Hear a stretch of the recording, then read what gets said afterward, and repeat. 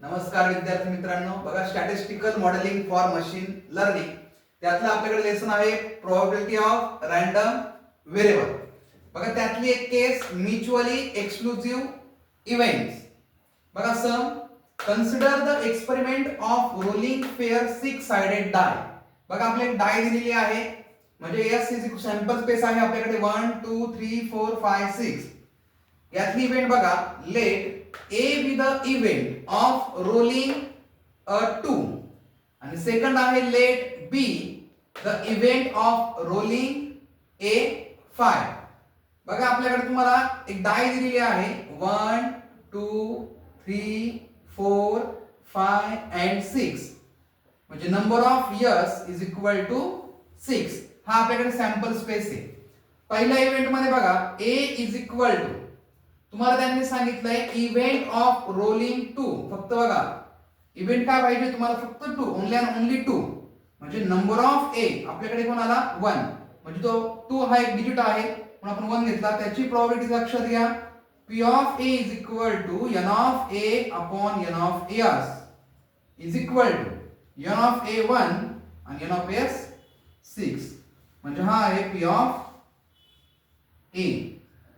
बघा the same condition second event बघा B B the event of rolling 5.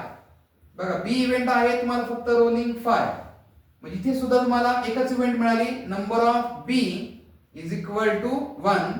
Probability बघा P of B is equal to n of B upon n of S, म्हणजे 1 upon 6. बघा तुम्ही पहिल्या इव्हेंटची probability काढली A P ऑफ A आणि second आहे आपल्याकडे P ऑफ B, त्याची इव्हेंट आलेली 1/6. पुढे बघा since a die roll can the result in only one outcome of the event A and B are mutually exclusive. बघा म्युच्युअली एक्सक्लुझिव्ह आपल्याला एक केस त्यांनी सांगितलेली आहे, म्हणजे बाय फॉर्म्युला लक्षात घ्या. आपण म्युच्युअली एक्सक्लुझिव्हचा फॉर्म्युला आपल्याकडे काय असणार आहे, P ऑफ A और B is equal to P of A plus P of B. बघा इथे P of A 1/6 plus P of B 1/6. फक्त आपण दोघांची ऍडिशन इथे करणार आहोत.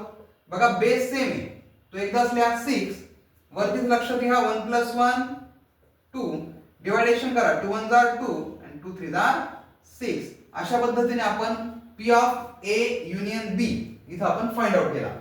म्हणजे बघा असं 2 मार्काचं म्युच्युअली एक्सक्लुझिव्ह इव्हेंट याच्यावरच्या केसचे हे 2 मार्कचे सम आपल्याला एक्झाम साठी येत असतात.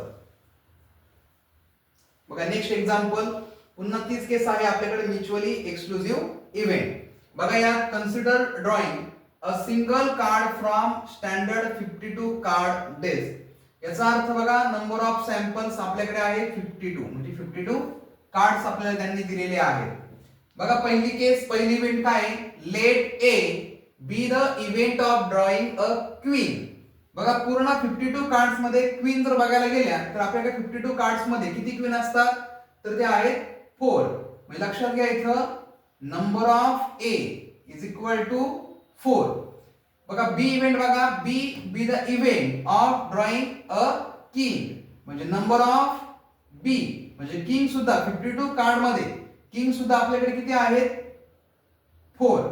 तर आपल्याला बघा यांची आपण काय करू, प्रोबॅबिलिटी काढून घेऊ, म्हणजे P of A is equal to n of A upon n of S. बघा n ऑफ A 4 अपॉन 52. बघा आपण याला 4 ने डिवाइड करू, 4 1 जार 4 4 1 जार 4, इथे 1 गेला म्हणजे 12 झाले आणि 4 3 जार 12. बघा P ऑफ A म्हणजे A इव्हेंटची आपल्याकडे इथं प्रोबॅबिलिटी आली 1/30. त्यानंतर P of B is equal to n of B upon n of S. बघा n ऑफ B किंग मध्ये बघा आपल्याकडे आहे n ऑफ B म्हणजे 4 अपॉन S आहे 52. पुन्हा डिवायडेशन केलं तर 1/13, म्हणजे P ऑफ B म्हणजे सेकंड इव्हेंटची सुद्धा आपण काय केली इथं प्रोबॅबिलिटी फाइंड आउट केली. त्यानंतर बघा आपल्याला म्युच्युअली एक्सक्लुझिव्ह इव्हेंटची केस असल्यामुळे आपल्याकडे एक फॉर्म्युला आहे P of A union B is equal to P of A plus P of B.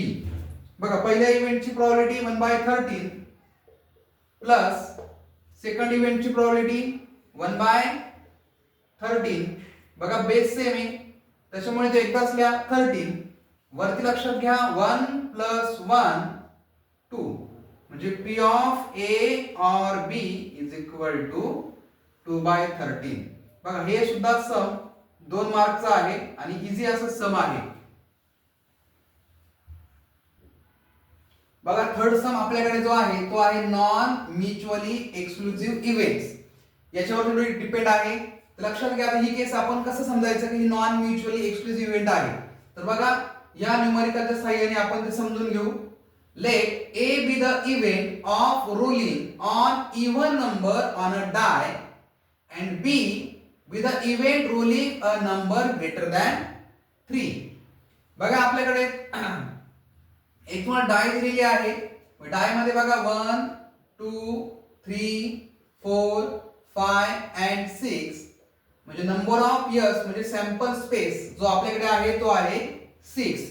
त्यातली ए कंडिशन बघा ए इव्हेंट इव्हन नंबर आपल्याला पाहिजे. इव्हन म्हणजे बघा 2 4 and 6 म्हणजे number of A is equal to 3. हे आपल्याला इथं इव्हन नंबर मिळाले. पुढे बघा P of A is equal to N of A upon N of S.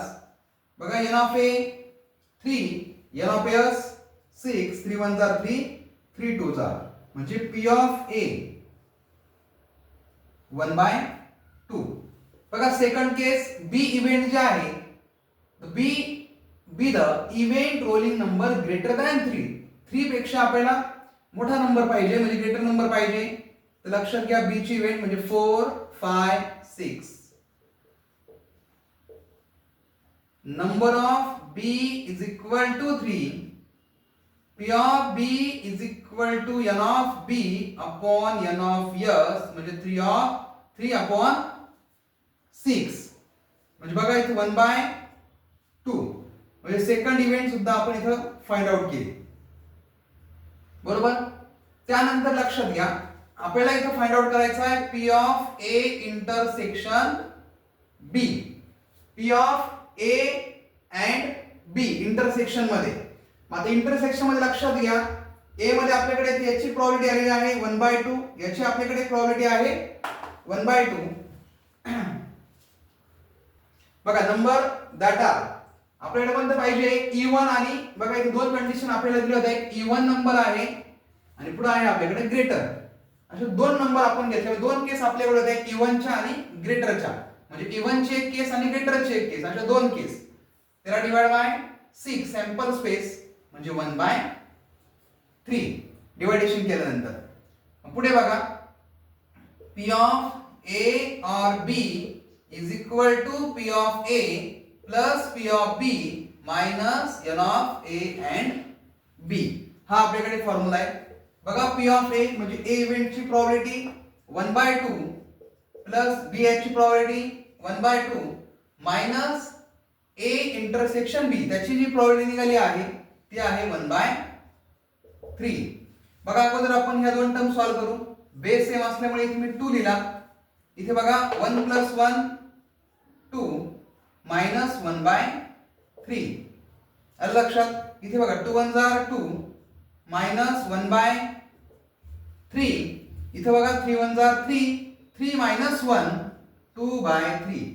बघा अशा पद्धतीने आपण P of A or B इथे फाइंड आउट केला. आलं लक्षात. म्हणजे बघा नॉन म्युच्युअली एक्सक्लुसिव्ह इव्हेंट मध्ये आपल्याला N of A and B हा आपल्याला इथे फाइंड आउट करावा लागतो म्हणून तो आपण काढला. जेवढ्या तुम्हाला केस दिल्या असतील तर त्या केस घ्या. इथे लक्षात घ्या नंबर ऑफ इव्हन आणि नंबर ऑफ ग्रेटर दॅन 3 असे दोन नंबर्स आपण इथे घेतलेले आणि त्याच्यानुसार आपण हा P of A intersection B find out केला.